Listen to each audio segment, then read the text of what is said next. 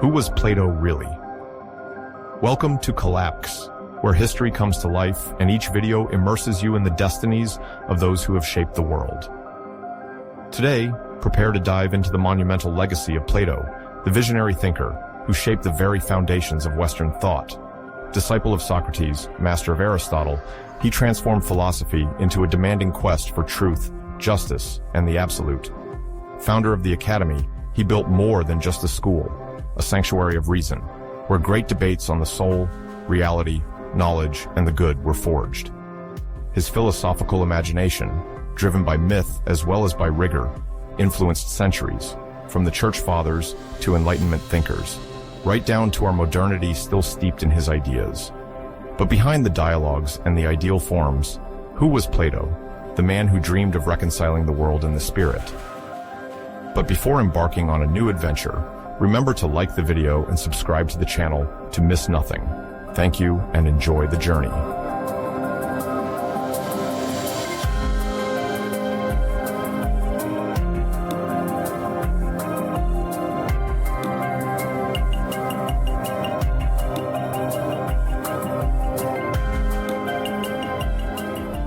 In the 5th century before Christ, the Mediterranean world and its neighboring regions were experiencing a thriving period of political upheaval, cultural innovations, and military confrontations. This era was marked by empires in full expansion, rival city-states, but also by the flourishing of ideas that would lay the foundations of Western philosophy. To better understand what the 5th century before Christ represents, let's first delve into the global geopolitical situation before examining in more detail the dynamics specific to Greece. The first power to mention is undoubtedly the Achaemenid Empire, commonly known as the Persian power. The Persian Empire, founded a few decades earlier by Cyrus the Great, was experiencing a formidable expansion whose extent continues to surprise historians. At its height, it stretched from Asia Minor, modern-day Turkey, to the Indus Valley, encompassing Egypt, Mesopotamia, and many other regions. This vast territory was administered by a system of satrapies, that is, provinces overseen by governors, the satraps, who collected taxes and resources for the great king. In the 5th century before Christ, under the reign of Darius I and then Xerxes, the Persian Empire reinforced both its borders and its internal organization, while conducting military expeditions to consolidate its grip on the Near East and the Eastern Mediterranean basin.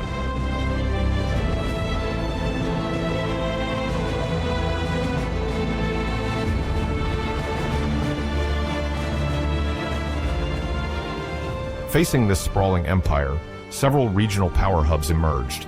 The Greek city-states, primarily present in what is now mainland Greece, on the coasts of Asia Minor, in the Aegean Islands, and in southern Italy, began to assert themselves both militarily and culturally. Among the multitude of city-states, 3 stood out particularly: Sparta, Athens, and Thebes. Each possessed its own political organization, military strategies, and distinct way of life. Internal conflicts, as well as alliances, were constantly rearranged. Sparta, proud of its warrior traditions and military discipline, already enjoyed a reputation as an invincible city. Athens, on its side, was undergoing a unique democratic evolution, for the time, while developing a cultural influence of remarkable scope. Thebes, although less renowned than the first 2 in today's collective imagination, was nonetheless an influential city, endowed with a formidable army. Greece, at this time, was not unified into a single state. These were independent cities, jealous of their autonomy and often in conflict, giving this region its unique character.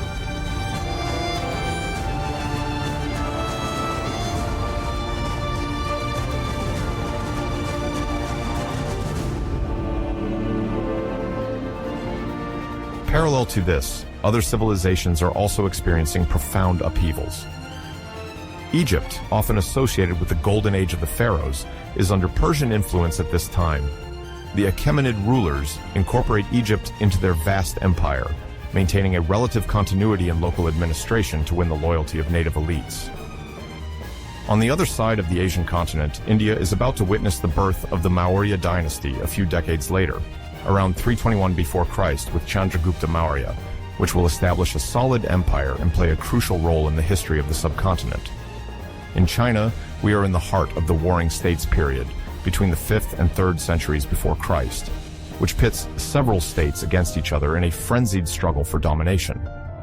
This extremely violent era, however, gives birth to major schools of thought such as Confucianism, Taoism, or legalism, although in a cultural and political context very different from that of Greece. Thus, despite the geographical distance, the 5th century before Christ is characterized everywhere by power reorganizations and intensified trade or cultural exchanges.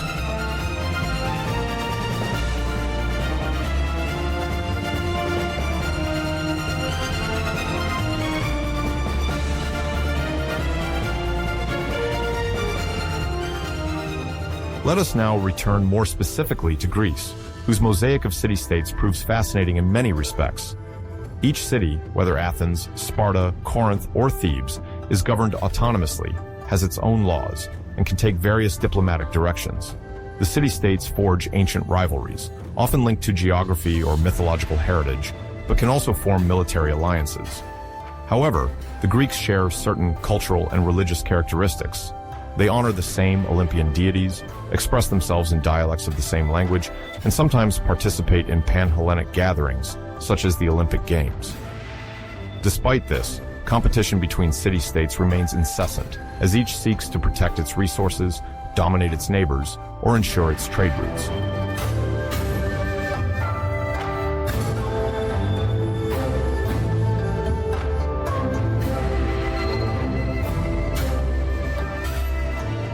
At the beginning of the 5th century before Christ, a major event accelerates the evolution of Greece, the Persian Wars, representing the opposition between a Greece fragmented into city-states and the vast Persian Empire.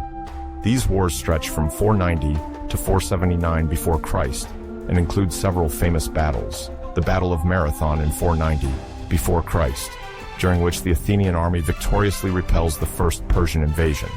The naval battle of Salamis in 480 before Christ, where the Greek fleet, primarily Athenian, defeats the large Persian armada, and the Battle of Plataea in 479 before Christ, where the alliance of city-states, notably Sparta and Athens, finally ends Xerxes' ambitions on mainland Greece. The psychological and political impact of these victories is immense. Suddenly, many Greeks realize that they can, united, defend themselves against the greatest power of the time. This momentum also fosters the emergence of a shared identity, although internal rivalries quickly reappear once the external threat is removed.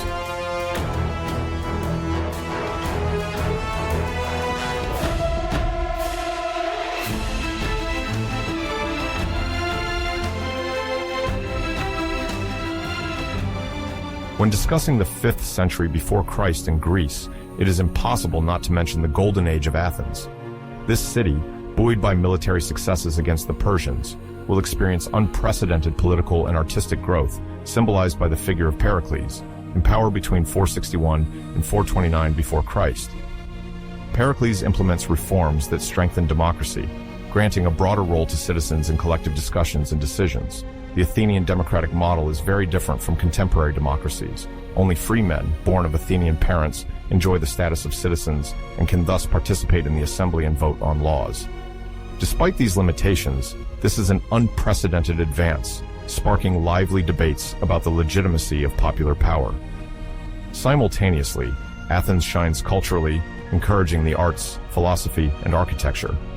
This period sees the construction of monumental structures like the Parthenon and the recognition of great intellectual figures such as the playwrights Aeschylus, Sophocles, Euripides, or ambassadors of comedy like Aristophanes. In collective imagination, the 5th century before Christ remains linked to Athenian splendor, deeply influencing Western posterity.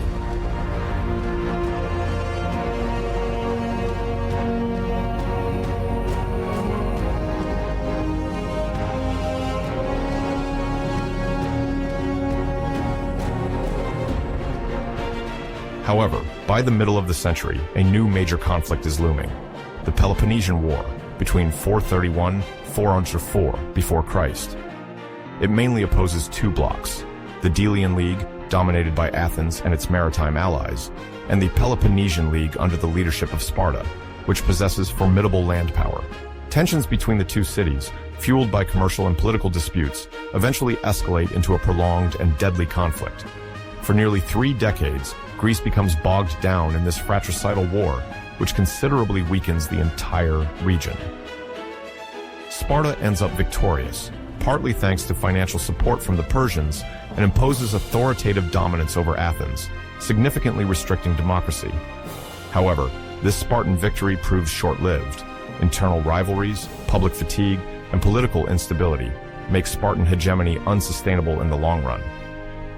Ultimately, the Peloponnesian War impoverishes Greece, leaving the field open for future foreign interventions, notably Macedonian, as political division has become deep.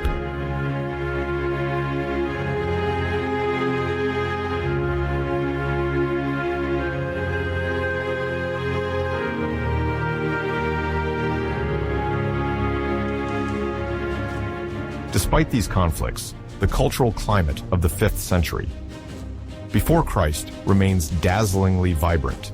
Intellectual productions multiply, and early philosophy initiates reflections that will revolutionize the history of thought. Before Socrates, several thinkers known as pre-Socratics, such as Thales of Miletus, Anaximander, Heraclitus, or Parmenides, try to understand the universe without resorting to traditional mythological explanations. Thales, for example, is renowned for his work in astronomy and geometric hypotheses. Anaximander develops the idea of a primary principle, an indefinite substance, which he calls the apeiron, that would be the origin of all natural phenomena. Heraclitus highlights the legendary dimension of perpetual change through the phrase, "You cannot step into the same river twice," while Parmenides asserts the opposite, the uniqueness and immutability of being. These great names are part of rival schools, sometimes located in Ionia, the Asiatic side, or in southern Italy, but their legacy spreads throughout the Greek world, fueling the taste for philosophical discussion.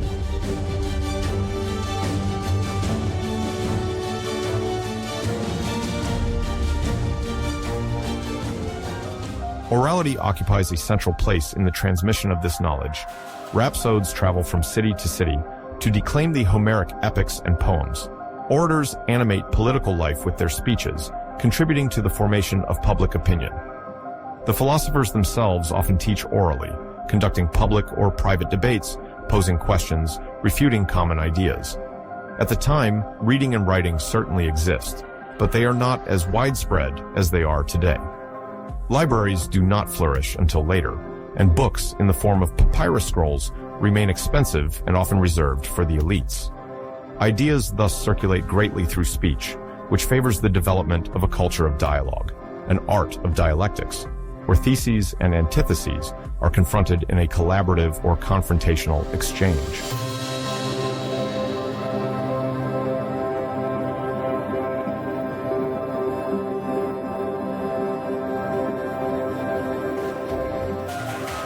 This intellectual effervescence acts in concert with a true transformation in the arts. In terms of sculpture, we witness a gradual transition from the archaic style to a so-called classical style, where the pursuit of realism, balance, and idealization of the human body is emphasized. Sculptors of the time, like Phidias, Polycletus, or Myron, work on the representation of movement and perfect proportions. Deities, heroes, and athletes are depicted with a new sense of dynamism, giving Greek sculpture a renown that will endure through the centuries. Meanwhile, theater takes on significant importance in religious and civic life. Each year, dramatic contests are organized, particularly in Athens, in honor of the god Dionysus, patron of wine and theater. The tragedies of Aeschylus, Sophocles, and Euripides achieve success that reflects the Greeks' passion for ethical and political questions, how to reconcile the demands of the gods' justice and the city. Comedy, illustrated by Aristophanes, meanwhile, mocks the mores of society and offers a satire of the political personalities of the time. The plastic beauty, the power of words, and the immediacy of the spectacle combine to create an unprecedented artistic tradition whose influence will traverse the ages.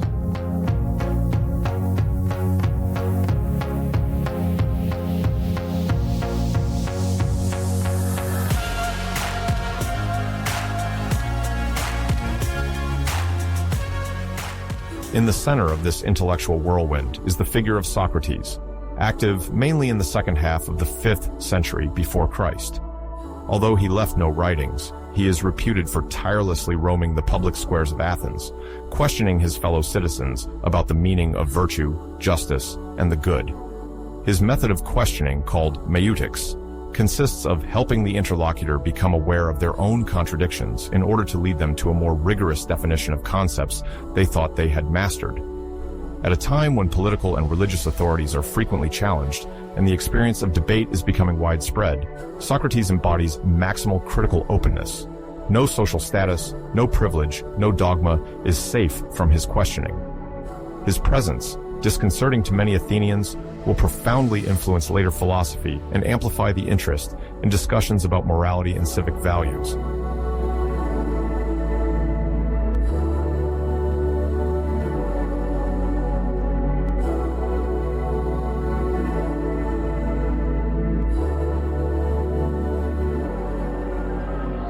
We also see a multiplicity of schools of thought developing, particularly after the pre-Socratic period.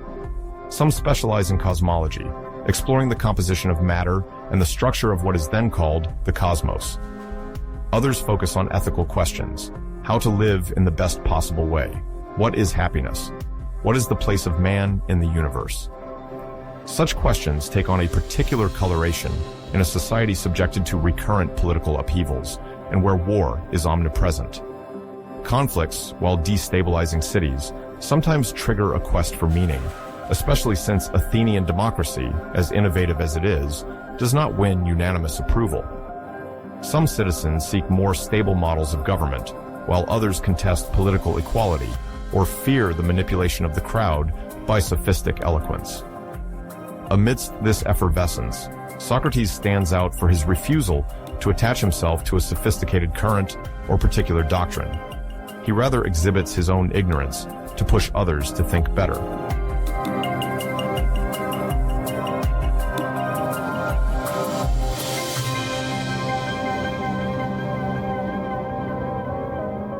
All these movements of thought are part of the challenge to traditional beliefs. Myths and the Olympian religion remain omnipresent in Greek culture. Sacrifices and festivals punctuate urban life, and the gods are still honored in the sanctuaries of Delphi, Olympia, or Eleusis. However, the rising power of philosophy, dialectic, and science heralds a new form of rationality that will gradually redefine man's place in the cosmos. Reflections on the physis, nature, and the arche principle pave the way for an interpretation of the world less dependent on the intervention of the gods.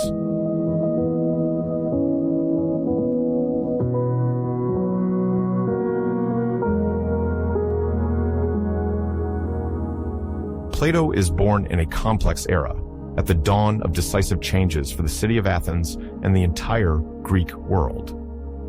We are around 428 or 427 before Christ, according to the most commonly accepted historical estimates.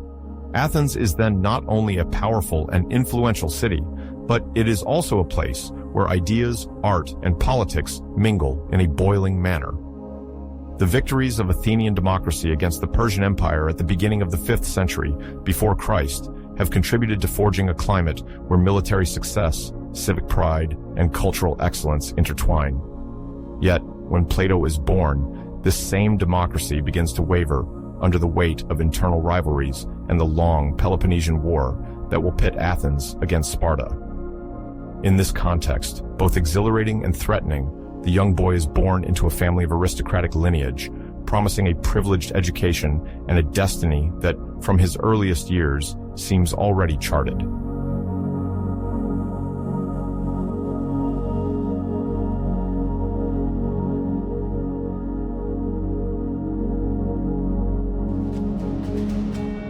His family origins indeed constitute a decisive anchor point in Plato's history. Tradition reports that through his father, Aristotle, he might be related to the legendary King Codrus, the sovereign who, according to Athenian mythology, gave his life to save his city.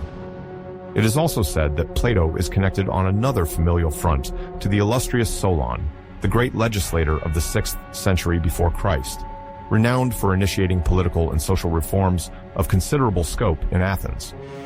Although this dual lineage remains subject to debate, especially because ancient genealogies often mix historical facts with legendary tales, it nonetheless remains that Plato's family could boast a notable reputation and a proud heritage. At the time, a lineage of such magnitude often implied a certain level of wealth, access to the best schools or teachers, and an intellectual environment conducive to the awakening of the mind.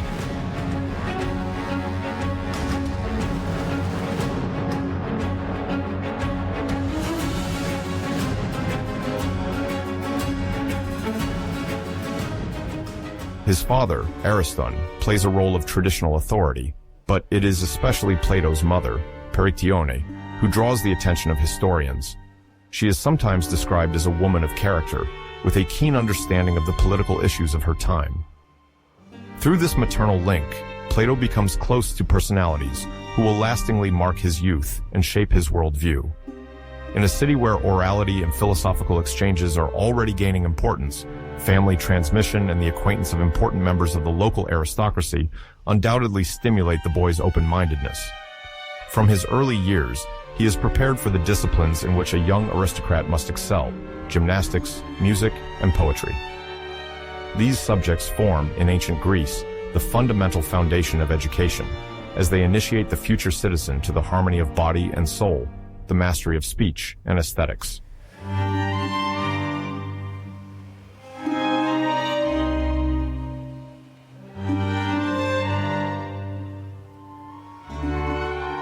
Gymnastics, an essential element for learning discipline, is supposed to forge physical endurance and temperament. Music and poetry, for their part, play a crucial role in learning the collective values and founding myths of the city.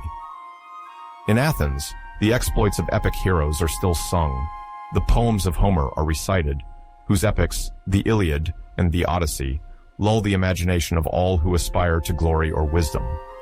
It is therefore not surprising that young Plato is immersed in this oral culture, where tales, songs, and public speeches already nourish his budding taste for dialectics and abstract reflection. His aristocratic heritage gives him access to the best instructors, even allowing him to mingle with renowned personalities, sometimes famous poets or musicians from the city.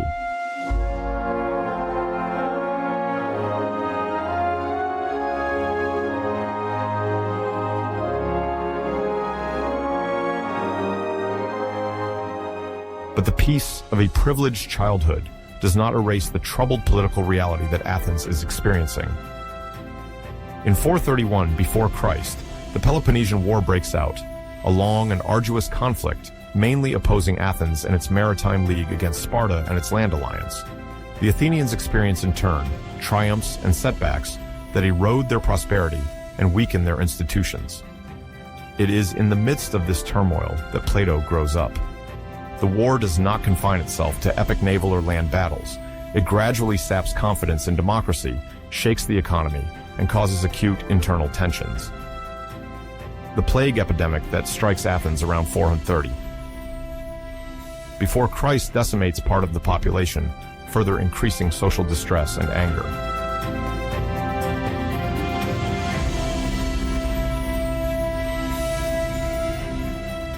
The repercussions of this war are felt on the political scene. While Athens had risen to the rank of a cultural beacon of Greece, it is undermined by an endless conflict and fratricidal struggles. The city undergoes oligarchic coups, such as that of the 30 tyrants, who briefly take power in 404 before Christ and impose terror.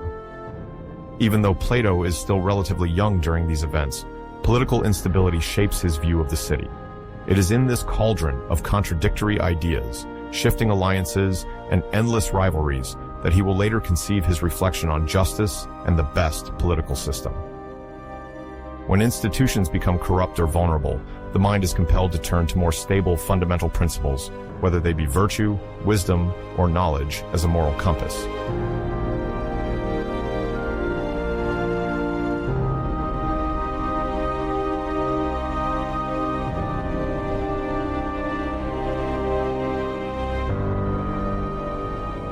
In this ever-changing context, a figure will shine decisively for the intellectual and spiritual orientation of Plato.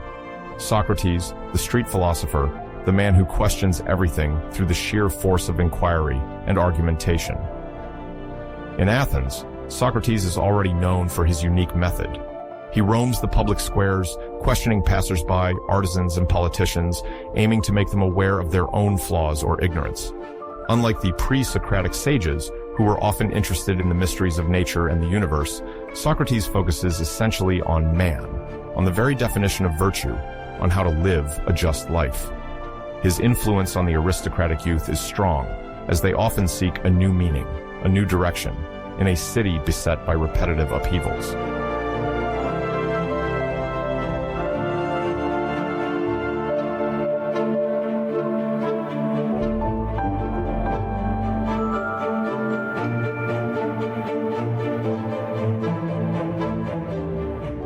When Plato begins to engage with Socrates, the effect is immediate.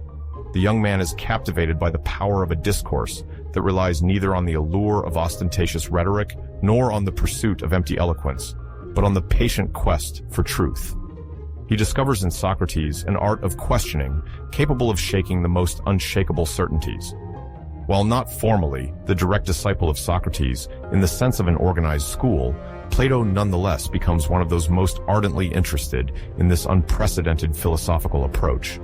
It is said that from their first exchanges, Plato was struck by the simplicity and depth of Socratic inquiries. Instead of answering questions himself about justice, virtue, or knowledge, the master tirelessly invites his interlocutors to clarify their thoughts, to explore their contradictions, and to apprehend moral values in a much more demanding way.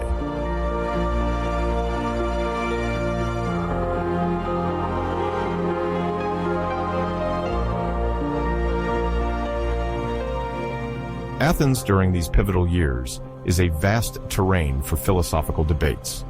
The sophists, for example, sell their services to young aristocrats who wish to master the techniques of oratory combat and persuasion, essential for shining in the political arena. The followers of Pythagoras circulate and exchange their theories on cosmic harmony, the importance of numbers, and the transmigration of the soul. Older philosophical schools, like the Eleaticism of Parmenides or the speculations of Heraclitus, also nourish the collective imagination. It is thus a bustling period where ideas cross openly, where every public square, every theater, every stadium can turn into a forum for discussion. In this context, Plato, while enjoying aristocratic comfort, observes the concrete impact of political struggles and the necessity of true moral foundations to govern and organize the city. This intimate observation of reality, combined with the ambient intellectual fervor, surely incites him to gradually engage in the path of philosophy far beyond mere academic curiosities.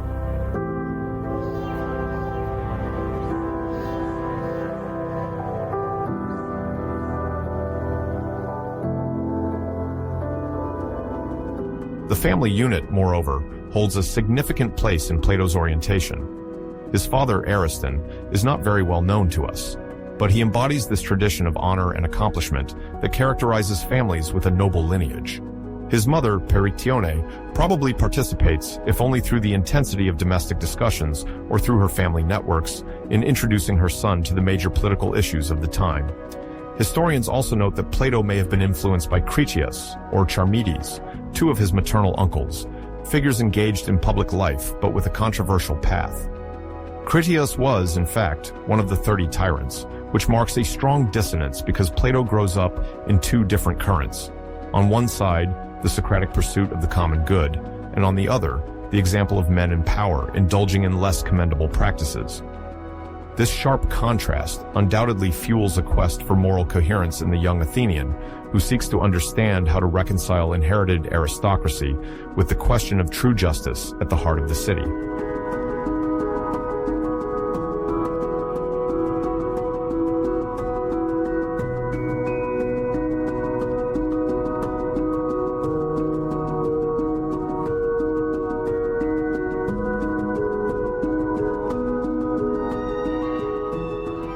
One of the elements often mentioned when discussing Plato's early childhood is the origin of his nickname.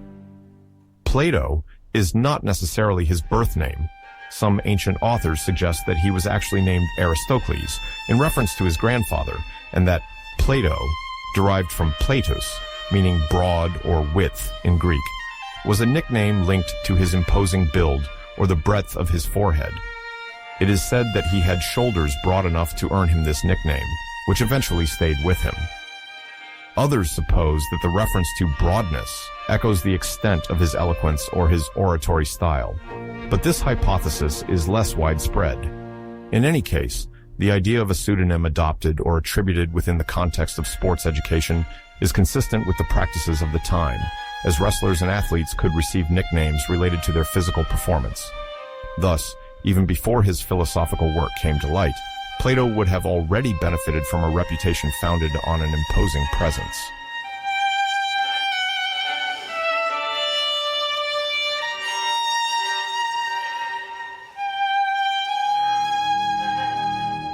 Beyond the special relationship that emerges between Plato and Socrates, the young philosopher actively engages in Socratic circles. It is not an official circle, but rather a group of disciples, friends, and admirers of Socrates who gather to discuss, debate, and mutually challenge each other. Among these regulars are Crito, Apollodorus, Xenophon, and other lesser-known figures, each contributing to the spread of the Socratic legacy. These companions form, in a way, a philosophical family, united by the desire to understand the nature of justice, virtue, and the good, while initiating themselves into the rigorous approach of the Socratic method.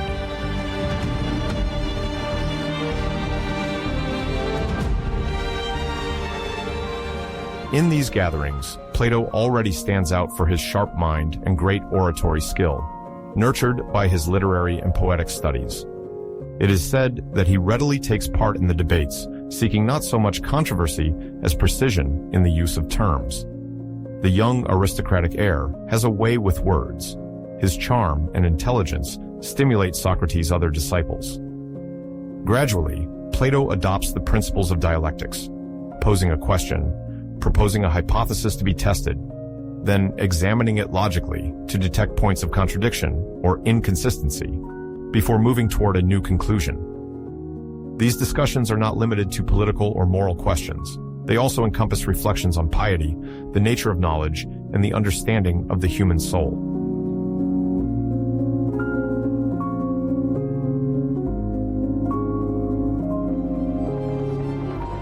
The year 399, before Christ, is a decisive turning point.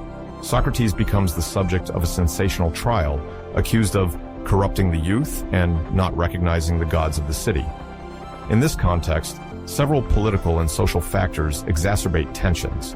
Athens, weakened by the Peloponnesian War, sees the rise of factions ready to find scapegoats to explain its misfortunes. Socrates' uniqueness, his refusal to conform to the doxa, that is, the dominant opinion, and his open criticism of certain notable figures make him a prime target. Plato, alongside other disciples, witnesses the trial and hears the defense presented by his master.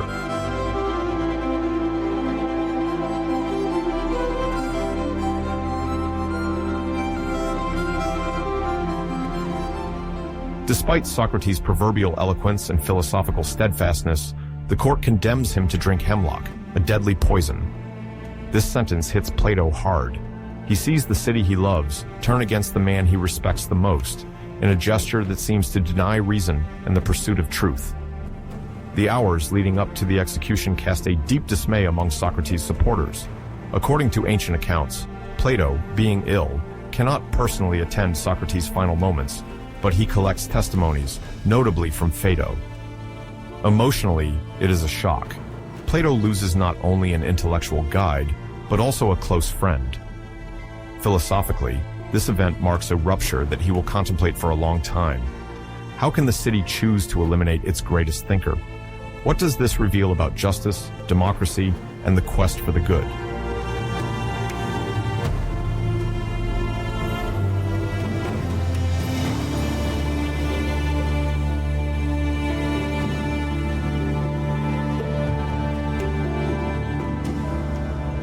This reflection, born from tragedy, marks the beginning of a more personal commitment. Plato no longer contents himself with being an admiring disciple. He begins to forge his own system of thought, integrating Socratic teachings while distinguishing himself with a broader, more theoretical exploration of the nature of reality and the structuring of the ideal city.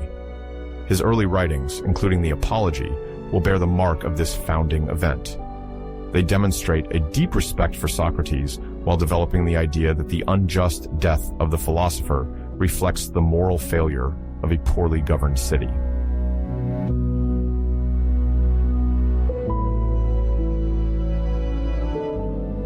Plato leaves Athens shortly after the death of his master. His departure is motivated both by the sadness, even bitterness he feels towards the city, and by the conviction that he must continue his quest for knowledge by opening himself to other horizons. In this moment of transition, Plato likely believes that he will not immediately find in a wounded Athens the intellectual climate that would allow him to deepen the path traced by Socrates. He therefore takes to the roads, seeking places more conducive to reflection and new interlocutors to enrich his dialectical method.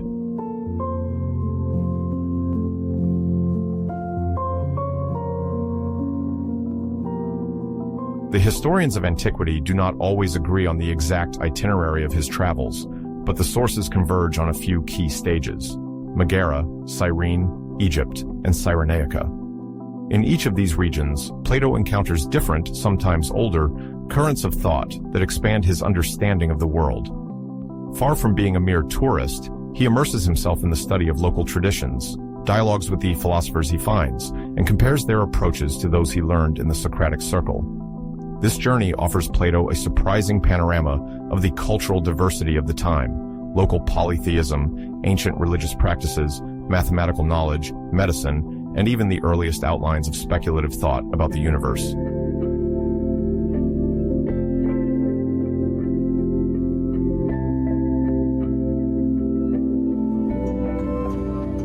In Megara, Plato stays with Euclid of Megara, not to be confused with Euclid of Alexandria, the later geometer. Euclid of Megara is renowned for founding the Megarian school, heir to the Socratic movement, while introducing elements of Eleaticism, i.e., the thought born in Elea, in Magna Graecia, notably represented by Parmenides. The Megarians emphasize the unity of the good and being, developing a demanding logical approach. Alongside Euclid, Plato refines his mastery of dialectics, learns to detect the subtleties of demonstration, and enriches his own reflection. The discussion sessions often last into the night, according to some accounts, and cover a wide range of themes: the existence of forms, stability and change, the universality of justice.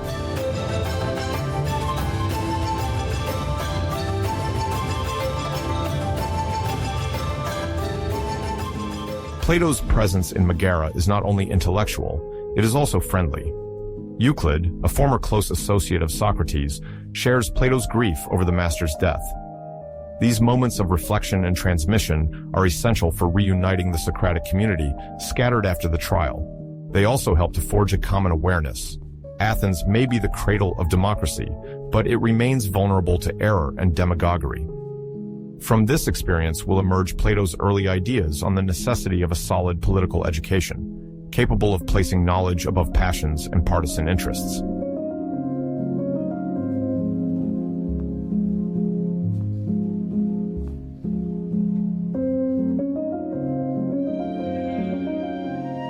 After his stay in Megara, Plato would travel to Cyrene on the North African coast, today located in eastern Libya. This city, then prosperous, is renowned for its cultural richness and the reputation of its physicians and scholars.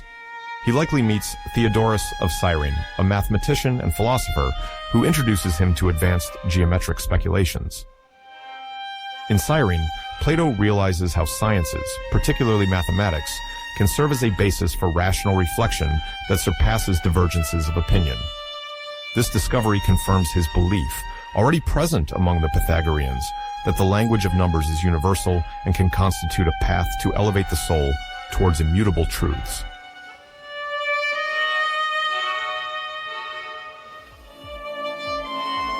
Egypt's stage fascinates Plato's imagination even more.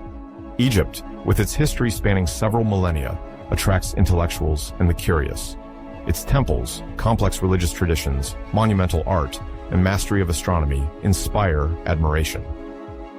The Greek philosopher is attributed a series of anecdotes, such as having studied with the priests of Heliopolis, great keepers of esoteric knowledge. While it is impossible to verify the truth of all these stories, it is certain that in Egypt, Plato becomes aware of the fact that a civilization can build vast political and religious systems, ensuring its stability over several centuries. This longevity raises questions for the young thinker. How can a society endure for so long? What role do the religious structure, education, and written laws play? These are questions that will deeply inhabit him and echo in many of his dialogues.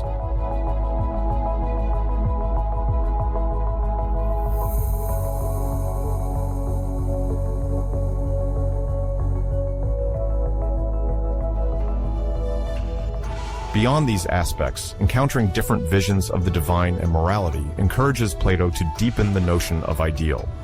If there is a cosmic order, it must, in his view, be reflected in the earthly order. On the way to Cyrenaica, he might have also met Greek or local masters specialized in medicine and botany, prompting him to consider the close relationship between body and soul. All these stays are milestones that enrich his thought, provide him with concrete experiences, and fuel his taste for a universal reflection that transcends the boundaries of the Athenian city.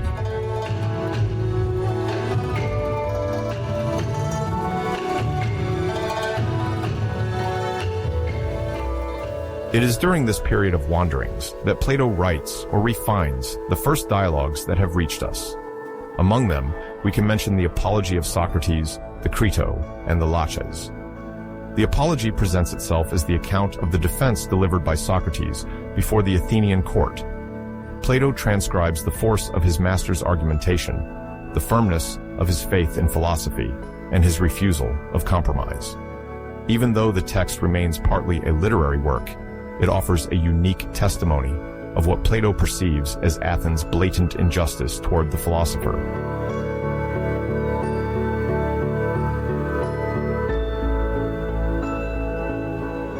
The Crito, on the other hand, presents a dialogue between Socrates and his friend Crito, who has come to convince him to escape from prison.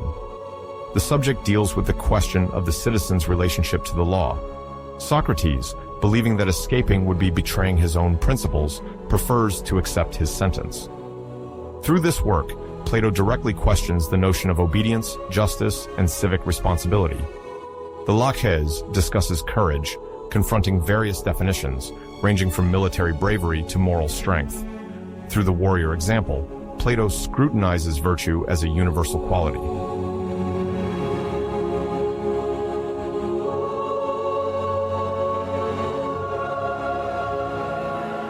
Throughout these first dialogues, the main axes of Platonic thought are already discernible. The dialectical method inherited from Socrates, the pursuit of the good as a higher dimension, the certainty that moral and aesthetic principles exist beyond mere opinion. From a stylistic point of view, Plato deliberately opts for the dialogue form, likely inspired by the liveliness of the daily controversies around Socrates. He rejects the dogmatic treatise. He prefers to advance his ideas by allowing the characters to confront, correct, or even contradict each other, leading to a new understanding.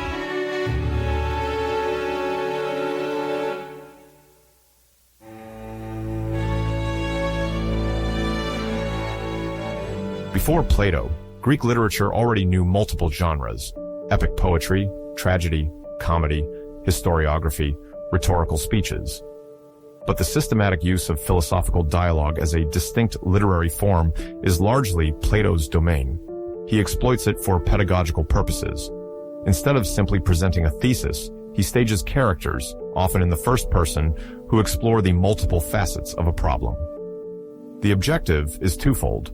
On the one hand, to reproduce the atmosphere of lively questioning that he so appreciated with Socrates. On the other hand, to empower the reader, who finds themselves immersed in the debate, invited to judge the arguments, to think for themselves, and to form their own opinion.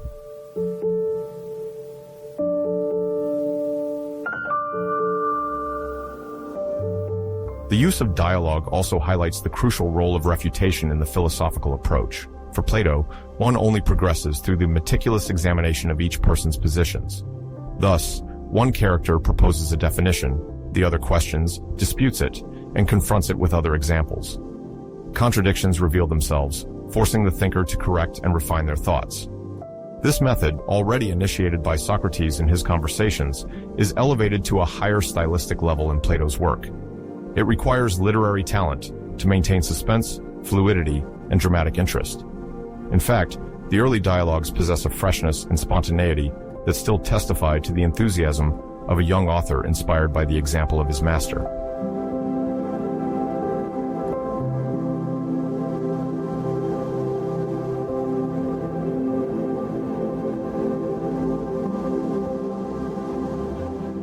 Plato returned permanently to Athens around the year 387 before Christ.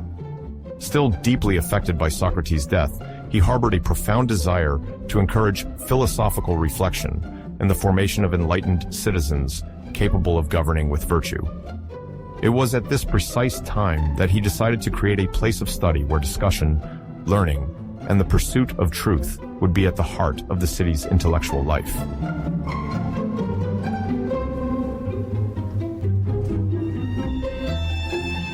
The establishment of this center of learning, which history will remember as the Academy, occurred around 387 before Christ. The very word academy comes from the chosen location, a gymnasium established in the Garden of Academus, located not far from the walls of Athens. According to tradition, Academus was an Athenian hero in Greek mythology. He is known for revealing to the Dioscuri, Castor, and Pollux the location where their sister, Helen, had been hidden after being abducted by Theseus. Helen, famous for her legendary beauty, was the daughter of Zeus and Leda, and would later become the wife of Menelaus, king of Sparta. Her abduction by Paris would trigger the Trojan War. Thanks to Academus, the Dioscuri could recover their sister without attacking Athens, which earned the hero the city's recognition. The land that belonged to him, outside of Athens, was named after him. In any case, Plato's choice is not coincidental. He knew that the proximity of a gymnasium was conducive to physical exercises, encounters between educated young people or those eager to learn, and that a vast green, shaded, and relatively calm space was an ideal setting for philosophical reflection.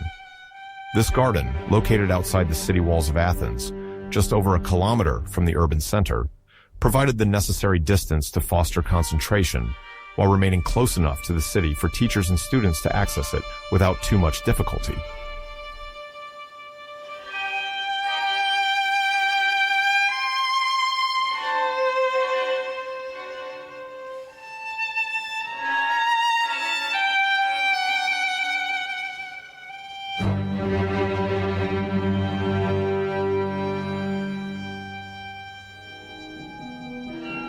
From the early years of the Academy, Plato worked to establish a curriculum covering several fundamental disciplines: mathematics, philosophy, astronomy, and dialectics. This broad vision of intellectual training responded to a specific ambition. In his view, the complete education of a future leader or philosopher-citizen could not be limited to mastery of rhetoric, which was highly prized in Athens. It was also necessary to understand the principles of logical reasoning, know the harmony of celestial movements, appreciate the importance of geometry, and recognize the place of music in the education of the soul. Such a variety of approaches should, according to him, serve a single goal: to train men capable of wise judgment, defining justice, and committing themselves to the common good.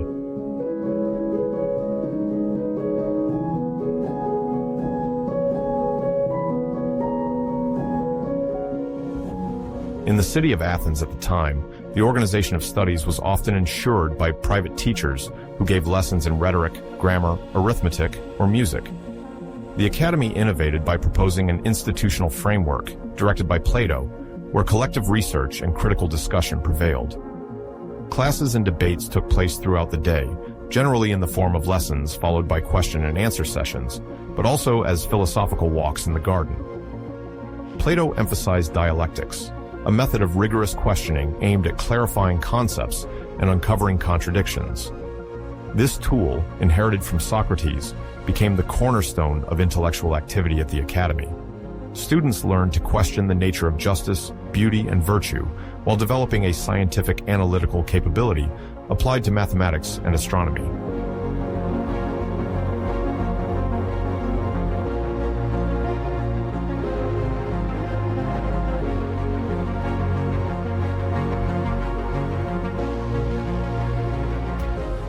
Among the major disciplines, mathematics occupies a prominent place.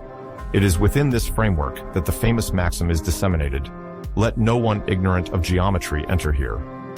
Even though the exact historicity of this inscription remains debated, this phrase reflects Plato's demand for whom geometry is a model of intellectual purity. In Platonic philosophy, mathematical knowledge, based on demonstration and abstraction, leads the mind to turn away from the sensitive and changing world to become familiar with the universe of immutable forms, which are at the heart of his theory. By delving into mathematics, students learn to manipulate concepts and logical structures, an approach they will later apply to political and ethical problems.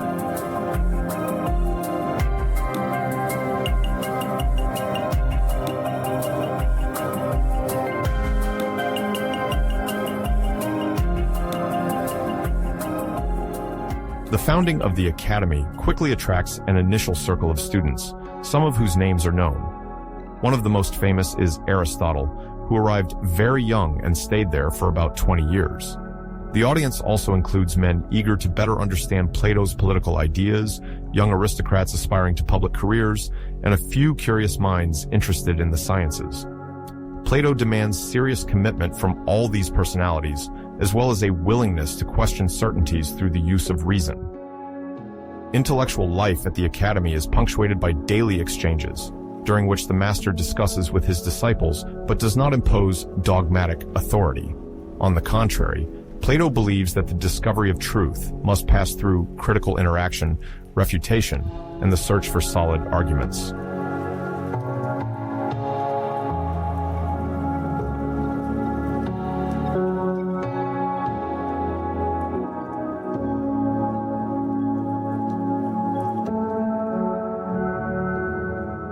The master-disciple relationship is central to this new learning environment. In Athens at the time, philosophical instruction often took place in small private circles, banquets, or impromptu discussions at the gymnasium or in the agora.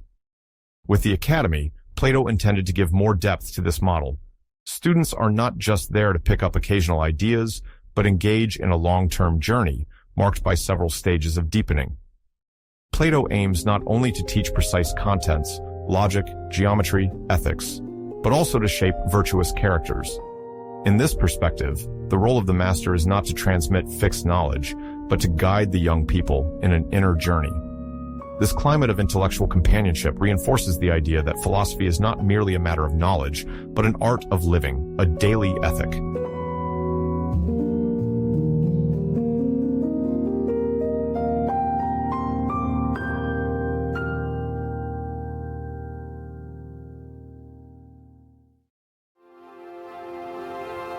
Daily life at the Academy is characterized by a studious atmosphere, but not devoid of friendly exchanges and symbolic rituals. Even if documents from the time remain fragmentary, various later sources mention debates held under the trees of the garden or in a specially arranged building. Collective meals could be organized, during which Plato or other teachers would pose questions of logic, ethics, or politics for general reflection. Sometimes, after a math class, a discussion on astronomy would begin, then they would return to a philosophical question raised the day before. The students come from various backgrounds. Some are of high rank, others simply motivated by the growing reputation of this place.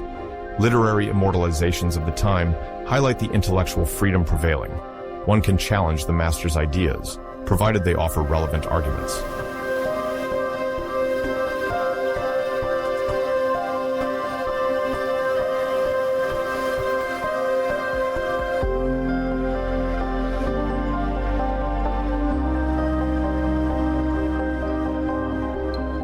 Several testimonies, or at least anecdotes reported by later authors, describe Plato as a patient teacher, able to listen, but also capable of vigorously defending his theses.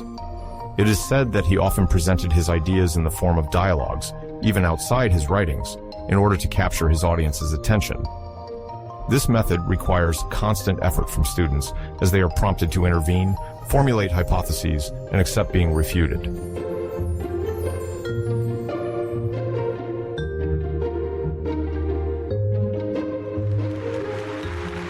Visits from foreign dignitaries to the Academy are not rare. Athens remains a major cultural center, even in its weakened state, and the reach of this new philosophical school quickly spreads throughout the Greek world. Students from other city-states, such as Thymachus or Clearchus, may travel to Athens to question Plato about his political ideas or to learn the basics of dialectics. The topics covered are numerous. They discuss irrational numbers, a still bewildering mathematical discovery, attempt to describe the movement of the stars, revisit pre-Socratic theories on nature, and also take an interest in poetic composition and theater, as Plato believes that a balanced city must maintain high-level art while knowing how to regulate it to avoid outbreaks of irrational emotions. I have Robin and I'm listening to it too. So we'll talk later. Bye-bye.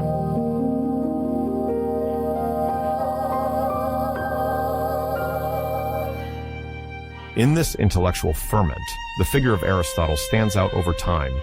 Arriving at the Academy around 367 before Christ, he would spend about 20 years there. He embodies the new generation. Interested in biology, formal logic, and metaphysics, Aristotle gradually develops his own ideas, which he presents to Plato and the other masters of the school. Disagreements sometimes emerge, but this kind of confrontation nurtures the Academy's reputation as a place of intellectual diversity. The presence of a mind as sharp as Aristotle's precisely highlights the importance of debate and demonstrates that Plato is not looking to establish an immutable official doctrine, but rather to organize a common research approach. Plato's revolutionary principle, creating a sustainable structure dedicated to collective study, lays the foundations of a higher education system whose echo still resonates in our contemporary universities.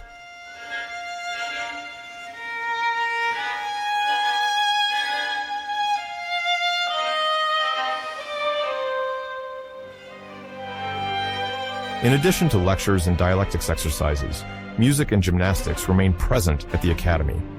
An unavoidable cultural heritage, gymnastics is part of the traditional training of the Greek citizen. One trains to maintain a healthy body, necessary for a healthy soul. Friendly competitions may be organized, strengthening camaraderie among the school's members. On the musical side, learning the lyre or practicing singing is not limited to entertainment. They echo the Pythagorean concept of universal harmony, where the cosmic order is expressed through numbers and musical intervals.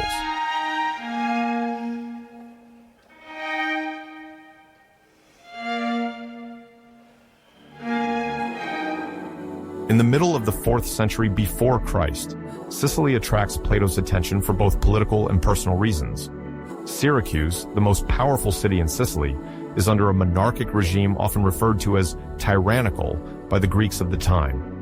Counsel and the desire for change mingle in the philosopher's mind when he decides to undertake a series of journeys aimed at realizing his political ideals.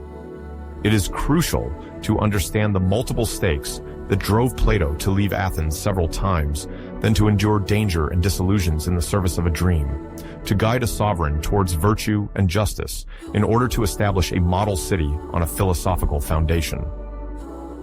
This adventure, lived between 388 and 361 before Christ, would permanently influence his vision of the ideal government and lead him to reconsider some fundamental aspects of his political thought.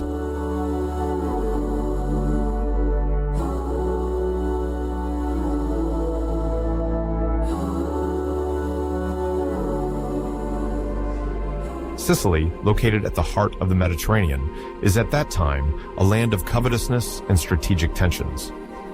Trade exchanges are intense. Phoenicians, Greeks, and indigenous populations form complex relations. Syracuse, founded in the 8th century before Christ by Greek settlers from Corinth, has risen to the rank of dominant city. Unlike the city-states of mainland Greece, where political organization varies, including aristocratic regimes, democracies, or oligarchies, Syracuse is then ruled by a tyrant. Originally, this Greek term doesn't necessarily have a pejorative meaning. It designates a leader who seizes power in a more or less legitimate way, without always respecting succession or customary laws. Over time, this type of government, concentrating all powers in the hands of a strong man, is often accused of arbitrariness, even cruelty.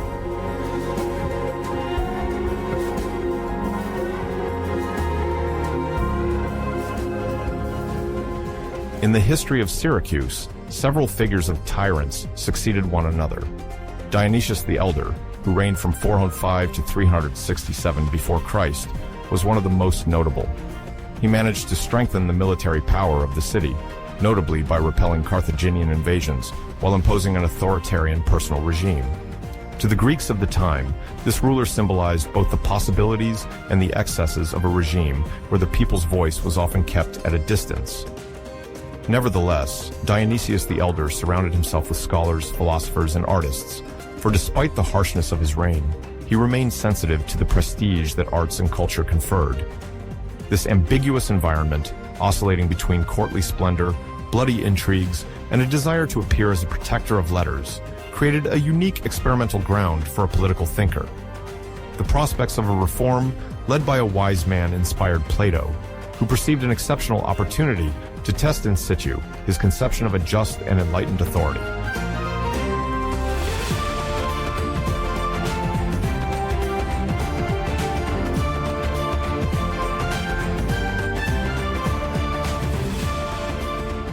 If Plato turned to Syracuse, it was largely thanks to the influence of a key figure, Dion of Syracuse.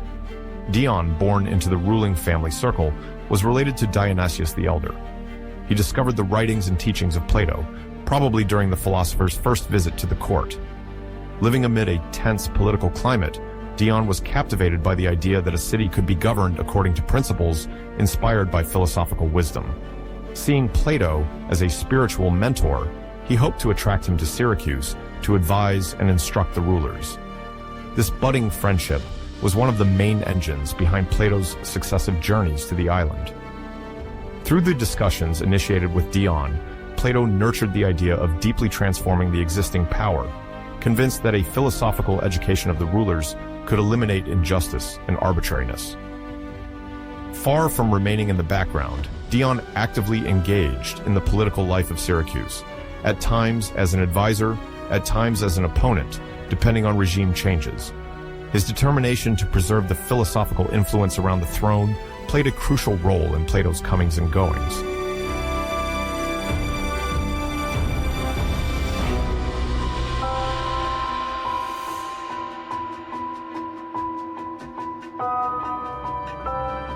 For Plato, who had already matured his reflections on the ideal city, the opportunity to collaborate with powerful individuals capable of implementing his principles seemed precious. He aimed to convince the sovereign to implement reforms aiming at justice, virtue, and the pursuit of the common good.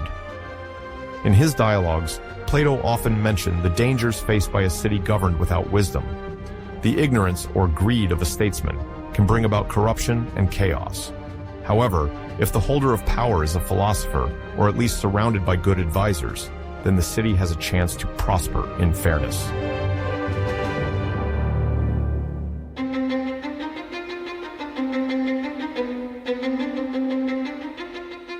Thus, Plato embarked on his first journey to Sicily around 308 before Christ. Ancient sources do not always agree on the exact date, but most place this visit when Dionysius the Elder was still in power. The philosopher set out after being invited by members of the court, probably Dion himself, with the idea of engaging in constructive dialogue with the tyrant. The reception in Syracuse was initially marked by curiosity and official kindness. The court meditated on the prestigious image of an Athenian thinker whose reputation was beginning to assert itself, notably thanks to his early philosophical dialogues. Dionysius the Elder, who wished to be seen as a patron of the arts, sought to flatter Plato while testing his concepts. During the initial meetings, the ruler listened to the reform proposals, better training for counselors, reducing injustices, encouraging the moral elevation of the population through education and knowledge. Plato spoke of governing in the general interest, following a hierarchy of values where wisdom prevailed over personal interest.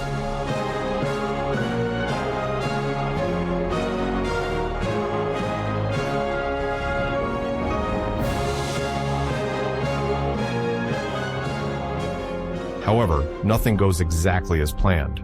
Faced with the reality of power, Plato realizes that Dionysius the Elder is mostly concerned with preserving his throne and quelling any form of dissent.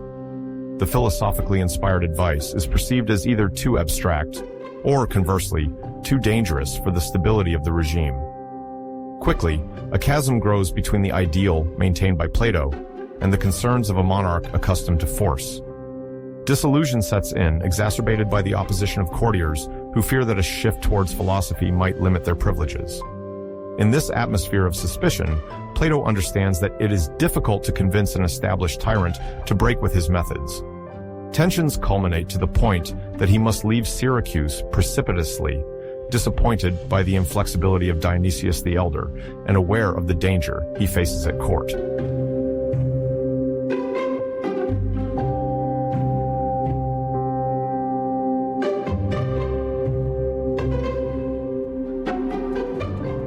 Back in Greece, Plato reflects on the relative failure of this first attempt. The ideas he has developed around the ruler's virtue and the just city undergo a real-world test. His stay has shown him that personal ambitions, courtly intrigues, and the fear of conspiracy weigh heavily when one holds absolute power. In his later writings, he would let a certain bitterness toward tyrannical practices show. Nevertheless, he continues to believe that an enlightened ruler can exist, provided that he undergoes a rigorous philosophical education. His disciples and friends encourage him not to give up. Dion, in particular, still harbors hopes of reforming power in Syracuse. Stimulated by this support, Plato persuades himself that the eventual death of Dionysius the Elder might pave the way for a deeper transformation led by a more receptive new leader.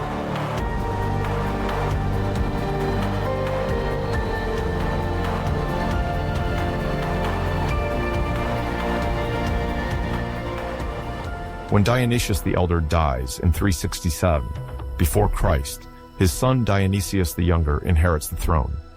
Dion, gaining influence at court, sees in this transition the perfect opportunity to call upon Plato a second time. The philosopher returns to Syracuse, filled with hope to shape the young sovereign according to his political principles.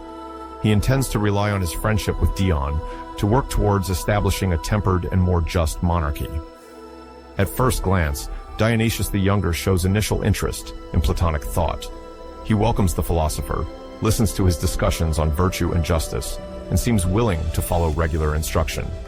But the local political climate remains tense, and the young court is beset by rival factions. New courtiers, fearing that Dion might become too powerful, instigate his exile under pretext of intrigues or threats against power. Plato, tied to Dion, finds himself in a difficult position. Torn between his loyalty to his friend and the need to appease the tyrant, he attempts to maintain a direct line of communication with Dionysius the Younger.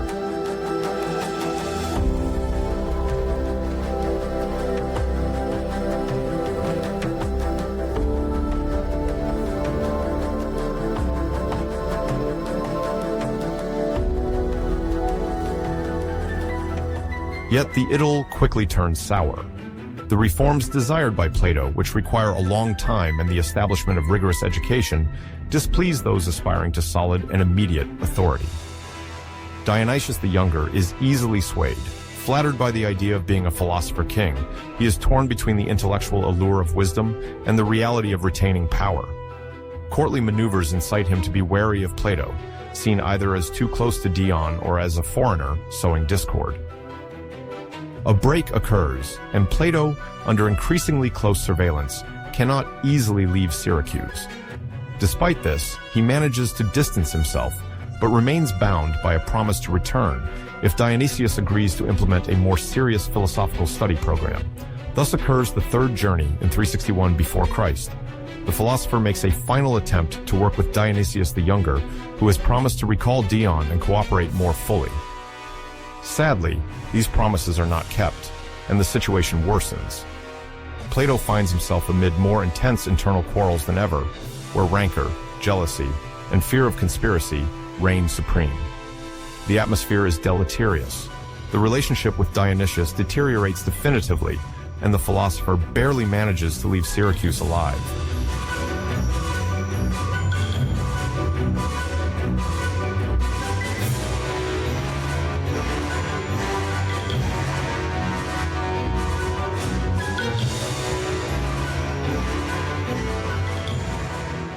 The events that unfold during these successive stays form a true political novel.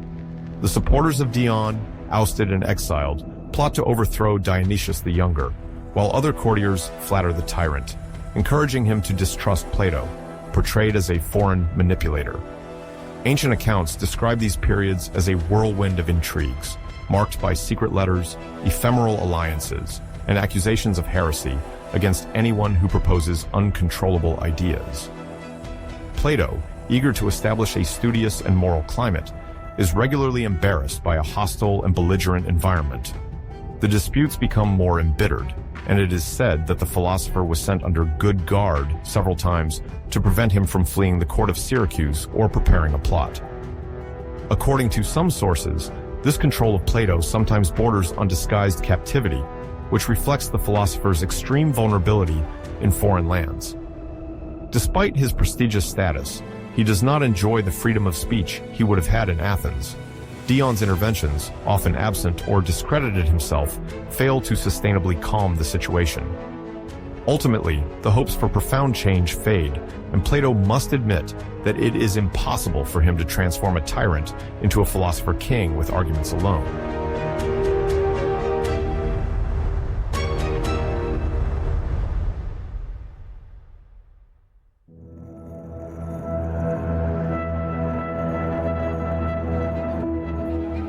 From then on, Plato almost completely withdraws from the international political scene. He returns to Athens and primarily dedicates himself to teaching. Plato remains in occasional correspondence with Dion, who continues, on his side, attempts to restore more just governance in Syracuse, sometimes by force. Events on the island continue to deteriorate, and Plato, now wise from his gained perspective, strives to draw from his bitter experiences the essence of his final political reflections.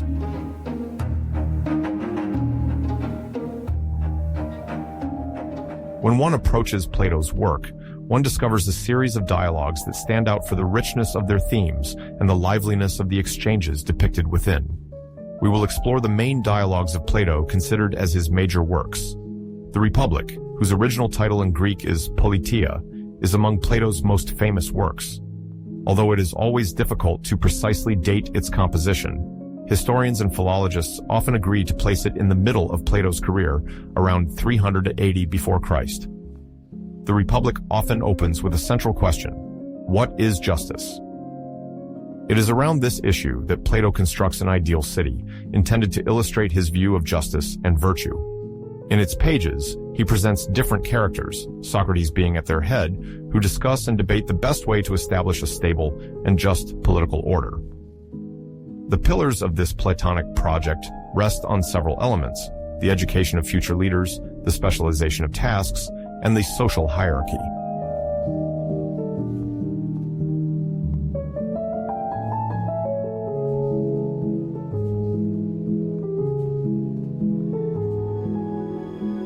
According to Plato, the ideal society must be divided into three main classes: the producers, craftsmen, farmers, etc., the auxiliary guardians, responsible for maintaining order and defending the city, and the philosopher guardians, dedicated to governance and the quest for truth. The crucial point for Plato is that these classes must not be simply inherited. They depend above all on the abilities of each individual. Thus, education plays a vital role in the Republic, as it allows for the discovery of each person's deep nature and guides them toward the function for which they are best suited.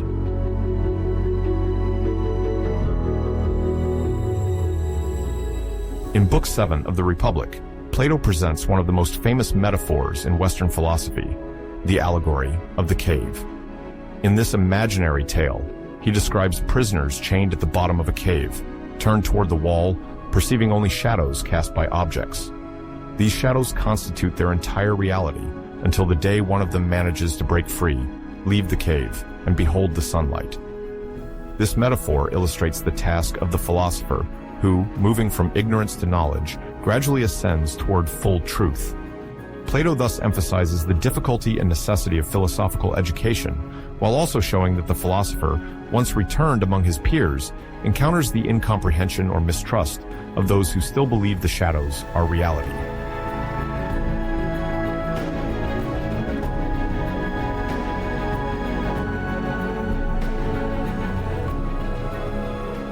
Beyond the allegory of the cave, the Republic outlines two key concepts of Platonic thought: the tripartition of the soul, and the theory of forms, also known as ideas. According to Plato, the human soul is composed of three parts: desire, or appetite, related to physical needs; courage, or spiritedness, manifested in ambition and willpower; and reason, which is supposed to govern the other two. This internal balance reflects the structure of the ideal society. Each social class embodies one of these components, and justice consists of each playing its role fully without encroaching on the others.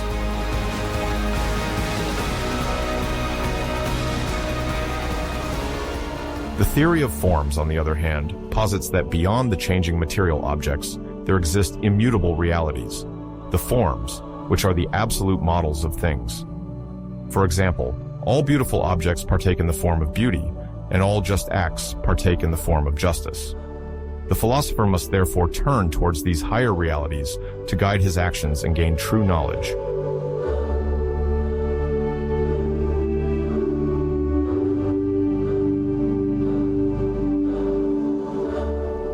The symposium, known in ancient Greek as the Symposium, is also considered a dialogue of Plato's intermediate or middle period. Its composition could be dated around 385–375 before Christ, according to some estimates. The synopsis of the Symposium is simple. A small group of friends, gathered at a banquet at the home of the tragic poet Agathon, decide to praise Eros, the god of love and desire. Each takes a turn speaking, presenting a different perspective on love, sometimes physical, sometimes spiritual.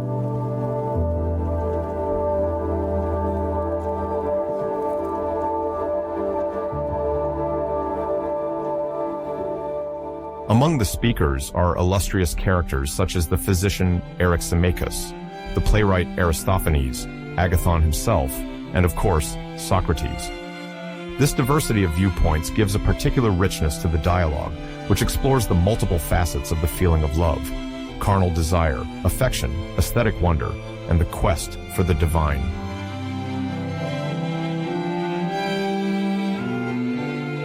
At the center of the symposium is the story that Socrates relates of the teachings he received from a priestess named Diotima, a character that several historians consider possibly fictitious, created by Plato.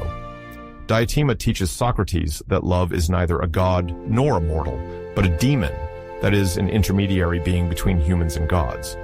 As such, love is the desire to possess the beautiful and the good, and to possess them forever.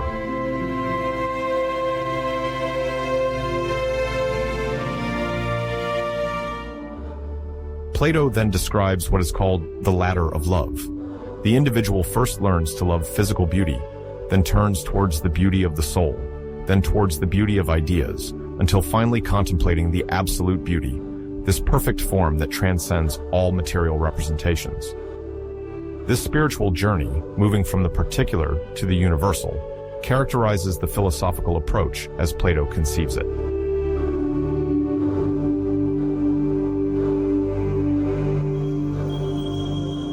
The symposium emphasizes that love, when correctly oriented, is a tremendous driving force for the pursuit of wisdom.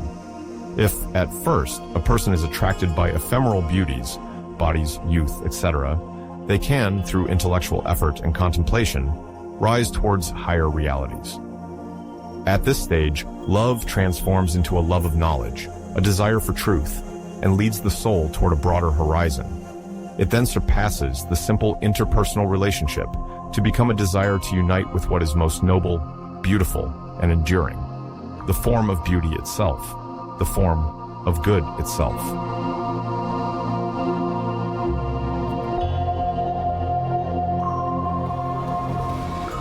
Phaedo is set in the continuation of the trial and execution of Socrates, which took place in 399 before Christ. Sometimes classified as one of the transitional or mature dialogues, this text recounts the philosopher's final hours. Socrates, condemned to drink hemlock, converses with his disciples about the nature of the soul and its fate after death. The action takes place in the Athenian prison, where Socrates is about to carry out the sentence.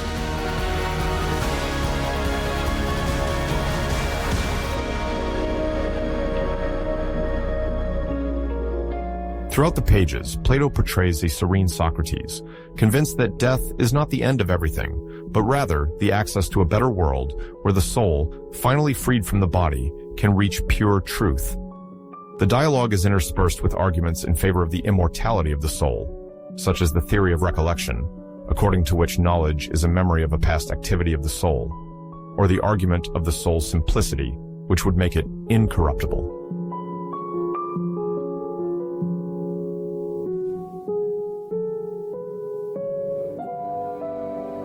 The text is structured around several demonstrations intended to prove the survival of the soul after physical disappearance. First, Socrates explains that learning is nothing but reminiscence. When we learn something that seems new, we are in fact merely remembering a truth that our soul already knew before incarnating. Then, he argues that the soul cannot be compared to the body because it is not composed of physical parts. Therefore, it cannot disintegrate or perish as the body would.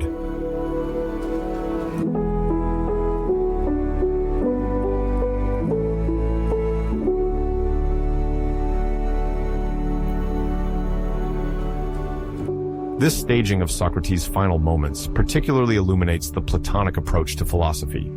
For Plato, the philosophical quest is a preparation for death, in the sense that the philosopher seeks to detach from illusions and bodily passions in order to elevate their spirit towards the contemplation of eternal forms. The Phaedo thus proposes a serene vision of death, presented as a return of the soul to its original homeland. This conception would reinforce the spiritual scope of Plato's thought for subsequent generations, showing that philosophy, far from being a mere intellectual game, profoundly touches upon the human destiny.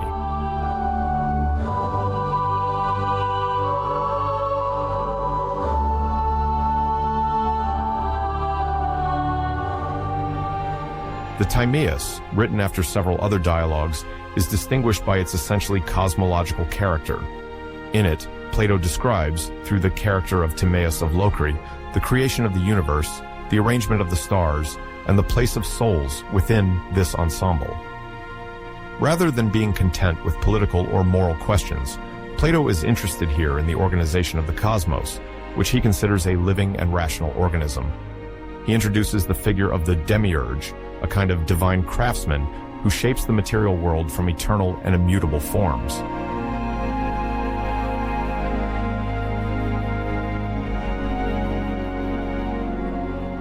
This demiurge is not a creator god in the monotheistic sense, but rather a principle of order that, contemplating the world of forms, seeks to realize the most perfect copy possible in the sensible world. Thus, the shapeless matter is subjected to the benevolent action of this demiurge, who institutes mathematical proportions in the structure of the cosmos.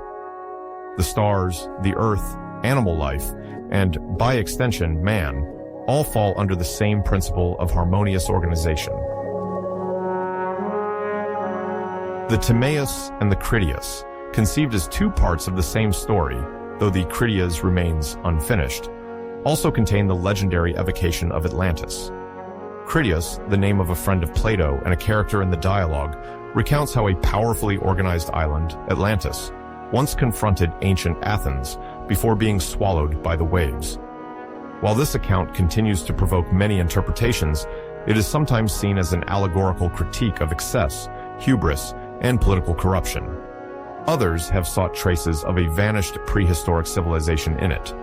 Regardless, the evocation of Atlantis has remained in the collective imagination for more than 2 millennia, fueling both fantastical literature and archaeological or pseudoscientific attempts. Philosophically speaking, these dialogues illustrate Plato's desire to insert human and political action within a broader cosmic and moral perspective.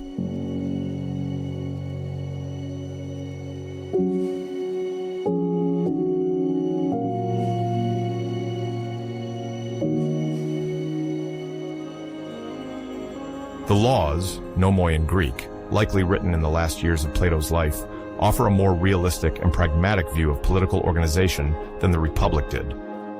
Plato dialogues here, no longer through Socrates, but through the intermediary of 3 characters, an anonymous Athenian, a Cretan named Clinias, and a Spartan called Megillus. Together, they discuss principles of legislation and governance, with a view to founding a city in Crete, called Magnesia.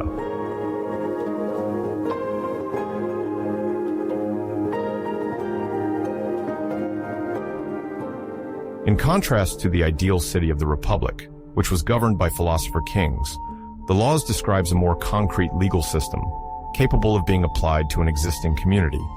Plato acknowledges the difficulty of realizing a perfect model and proposes to legislate in a way that structures the civic, religious, and educational life of the city.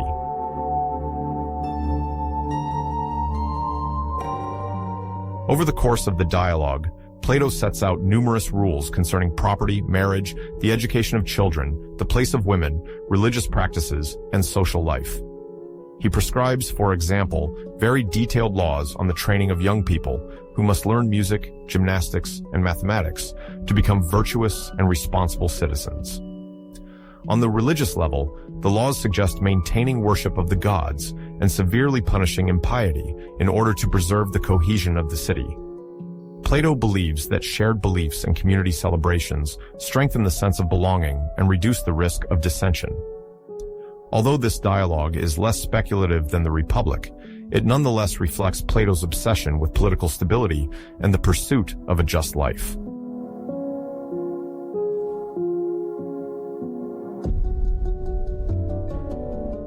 Compared to the Republic, the Laws presents a less elitist view of government.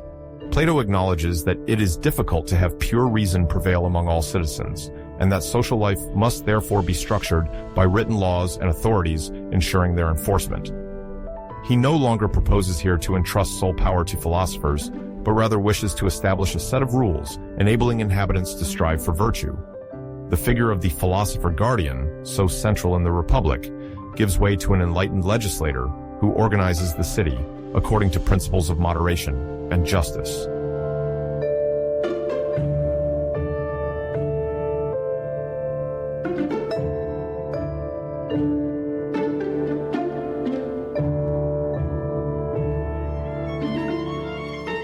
Plato's dialogued production evolved significantly over time. The early works, sometimes called youthful Socratic dialogues, like the Apology or the Crito, are shorter, more direct, and aim primarily to present the personality and method of Socrates.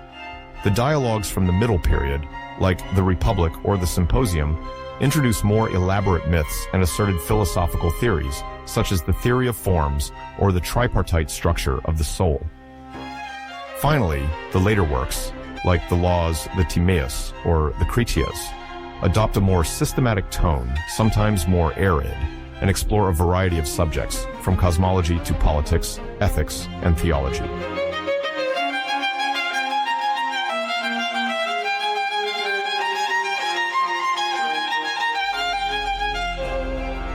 If Plato favors the form of dialogue, it is to encourage critical reflection in the reader. Rather than dogmatically presenting his ideas, he prefers to stage lively discussions, where characters respond to each other, contradict each other, and progress together toward the truth. This reflects the importance of dialectics, a method of question-answer and refutation that characterizes the most authentic Greek philosophy. It is fascinating to note that this literary style, which may seem specific to Athens in the 50th century before Christ, is actually one of the founding models of Western thought. Its echoes are found in many intellectual traditions, whether in the Middle Ages, the Renaissance, or contemporary philosophy.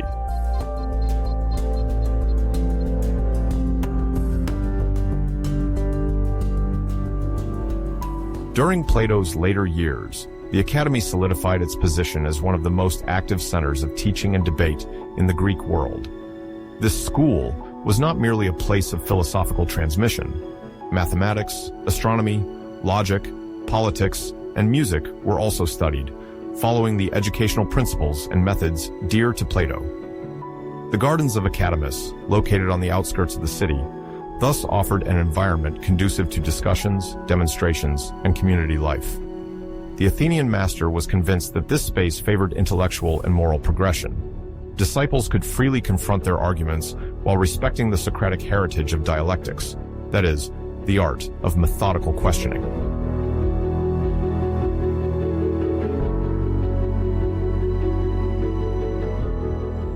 As the Academy's fame grew, A larger number of young people eager for knowledge flocked to it.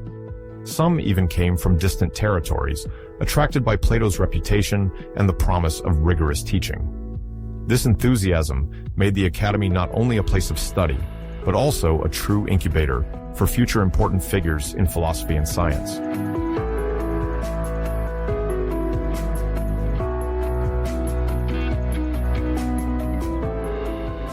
When discussing Plato's disciples, we immediately think of Aristotle, Socrates, and Speusippus. Each of them, through their character and intellectual orientation, reveals the diversity of inquiries within the Academy and the scope of the task undertaken by Plato in terms of education. Aristotle, born in 384, before Christ in Stagira, arrives at the Academy while still very young. Fascinated by logic, biology, and nature, he studies for around 20 years under Plato. Gifted with boundless curiosity, Aristotle observes the surrounding world methodically and attempts to classify the phenomena he encounters. At the time, he is already recognized for the rigor of his reasoning and his analytical mind. In Plato's circle, Aristotle builds a reputation as a meticulous thinker who does not hesitate to argue in detail about texts and theories.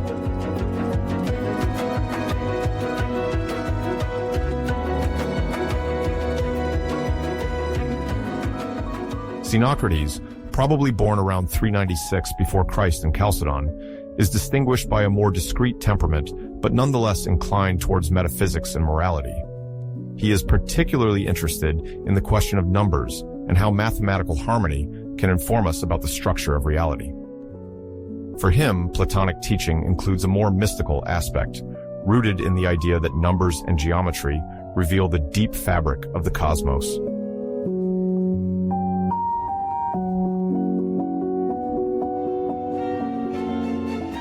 Speusippus, on the other hand, is not only a disciple but also a member of Plato's family, as he is his nephew. Born around the beginning of the 4th century before Christ, he is called to take over the direction of the Academy after his uncle's passing. Speusippus adheres to the main lines of Plato's thought, while marking his originality on certain questions related to numbers, the nature of the soul, and the hierarchy of the universe's primary principles.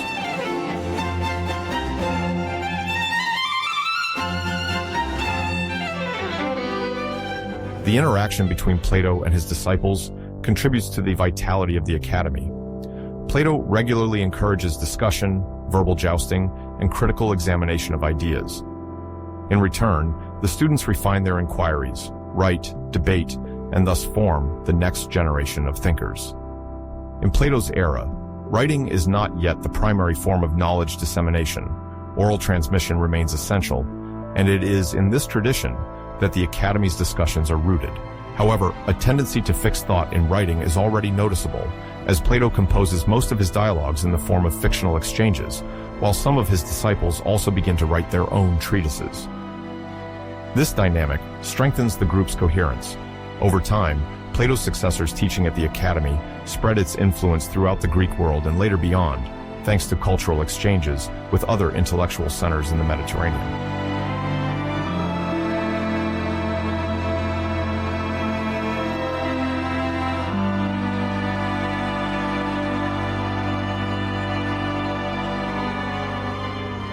Aristotle's presence at the Academy is often associated with gradually emerging divergences between the master and his disciple. Plato, who supports the theory of forms or ideas, that is, the existence of immutable universal principles independent of the sensible world, initially receives Aristotle's adherence. However, as Aristotle deepens his own research, he eventually adopts a more empirical approach, more focused on the observation and concrete classification of reality. Despite evidence of some philosophical differences, Plato and Aristotle appear to have maintained a relationship of mutual respect. Plato undoubtedly appreciates Aristotle's acuity of mind, while the latter holds Plato in high regard for the depth and scope of his idealistic vision. The growing divergences do not seem to have led to an open rift. Aristotle will remain at the Academy until Plato's death, after which he will leave Athens for a time before founding his own school, the Lyceum.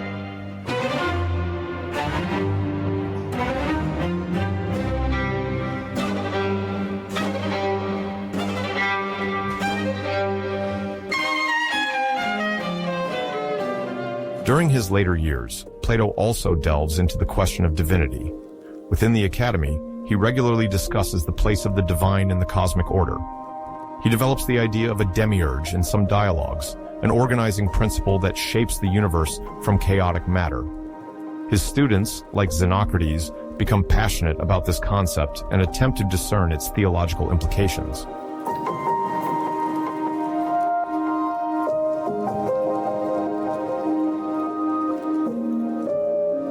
On the metaphysical level, Plato does not abandon the theory of forms. On the contrary, he specifies how the soul, in search of truth, resonates with these intelligible realities. He reaffirms that the soul is immortal and that it can purify itself of its earthly affections through the exercise of philosophy. The discussions then turn to how the human soul can free itself from illusions and move closer to authentic knowledge. The place of the divine in these reflections is not secondary.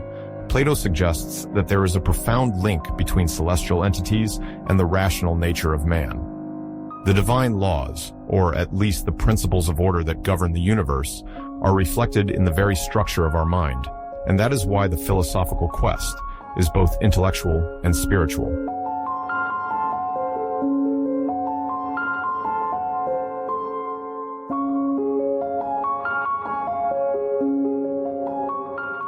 The end of Plato's life is generally placed around 348 or 347 before Christ. By this time, he is already a revered thinker whose reputation far exceeds the borders of Athens. Plato dies in a peaceful climate, surrounded by his disciples and family. They all perceive the extent of his legacy, a rich philosophical work, an educational current, and an academic institution ready to perpetuate his thought. The few reliable elements we have come from indirect testimonies. It is sometimes said that Plato passed away peacefully, as if he were falling asleep. Several ancient authors like to highlight his exceptional longevity for the time, as he approaches 80 years old, a remarkably advanced age in a world where hygiene conditions in medicine are still rudimentary. His entourage was able to observe his state of old age, but no tragic anecdote, no abrupt health reversal is reported. This calm end corresponds quite well to the image of a philosopher who, throughout his life, sought to cultivate a certain inner tranquility. His view on the immortal soul, which he supports in various dialogues, may have fostered a certain serenity in the face of death. Whatever the precise circumstance, the death of Plato marks the end of a pivotal intellectual era for the city of Athens and for the whole Greek world.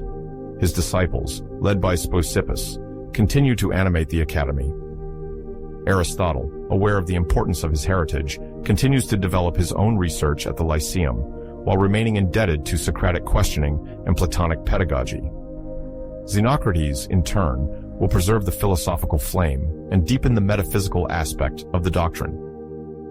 Plato's magisterium, made possible by a lifetime devoted to teaching and the search for truth, did not die with him. By transmitting to his disciples the art of dialectics, the rigor of mathematical demonstrations, and the demand for ethical thinking, he shaped the academy as an unprecedented intellectual hub.